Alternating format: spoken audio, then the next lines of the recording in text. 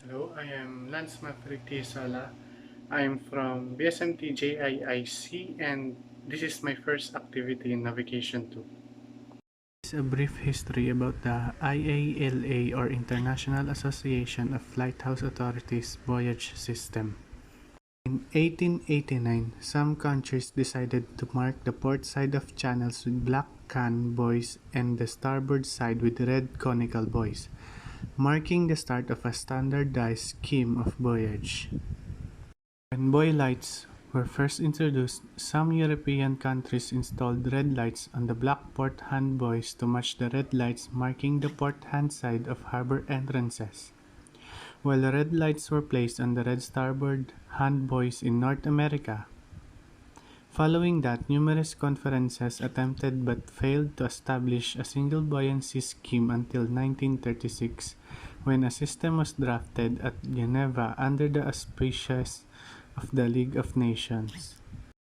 It developed a lateral scheme based on the principle of using red buoys on the port hand and black buoys on the starboard hand. Several nations, however, declined to sign the convention and continued to establish their own divergent structures.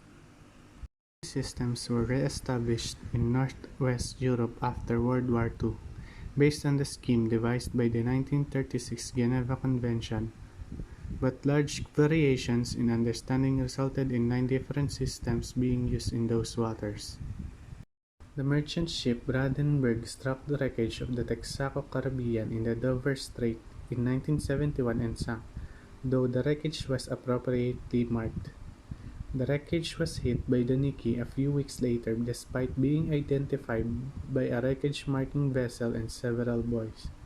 A total of 51 people were killed. It was because of this catastrophe that the IALA maritime voyage system was developed and implemented. The technical committee of the IALA made another attempt in 1973, recognizing the need for speed to find a single global buoyancy device.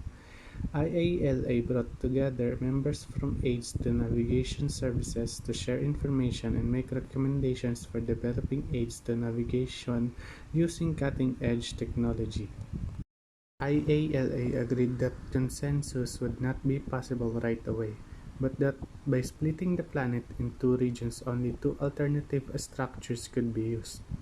It proposed a scheme that allows both cardinal and lateral system to be used in each region, but where the lateral system's color red is used to mark the port hand side of channels and the cardinal system color green is used to mark the starboard hand side while proceeding in the traditional buoyancy direction.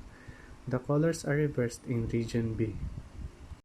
The lighthouse authorities from 50 countries and members of 9 international organizations dealing with aids to navigation decided to follow the principles of the proposed combined scheme in 1980 at a conference convened with the support of the Intergovernmental Maritime Consultative Organization, now known as the IMO, and the International Hydrographic Organization. The system has now been adopted in most of the world, but migration to the new system is still incomplete in some places. And that is the history of the IALA voyage system. Thank you for listening.